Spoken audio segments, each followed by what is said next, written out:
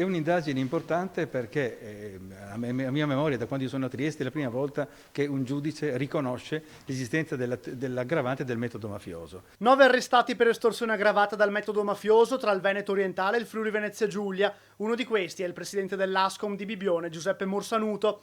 L'operazione dell'indagine parte da lontano ed è condotta dalla Direzione Investigativa Antimafia, dalla Guardia di Finanza di Trieste e dalla Direzione Distrettuale Antimafia di Trieste.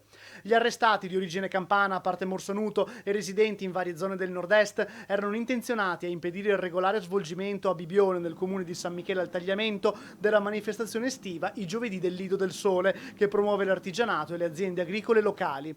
In particolare hanno costretto con azioni intimidatorie numerosi commercianti ambulanti veneti e friulani a non esercitare la propria attività nella fiera.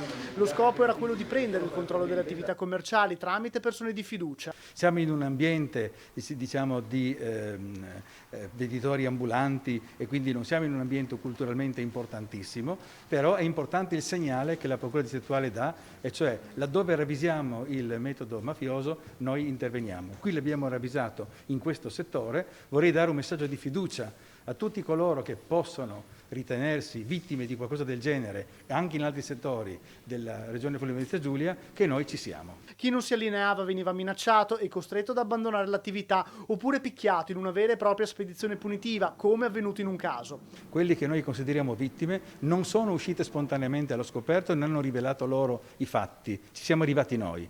Però quando li abbiamo sentiti non hanno esitato a raccontarci le cose come stavano e le hanno dipinte con modalità tali che ci hanno convinto sulla bontà delle nostre intuizioni iniziali. In particolare il metodo è di stampo camorristico. Durante le perquisizioni che tuttora proseguono alle abitazioni e ai luoghi appartenenti agli indagati sono state trovate armi bianche e denaro da provenienza illecita, ma non solo. Posso dire che mi è stata comunicata la notizia che è stata rinvenuta una pistola con matricola Brasa, quindi un'arma clandestina, e questa insomma si pone in sintonia, diciamo, con il tipo di ambiente che riteniamo di aver scovato.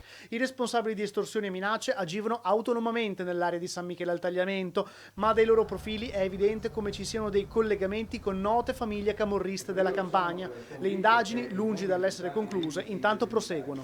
Io vorrei dire da cittadino del Friuli Venezia Giulia che non è la punta di un iceberg, però se lo fosse trova degli investigatori pronti ad andare anche al di sotto della superficie. Diciamo che è un'operazione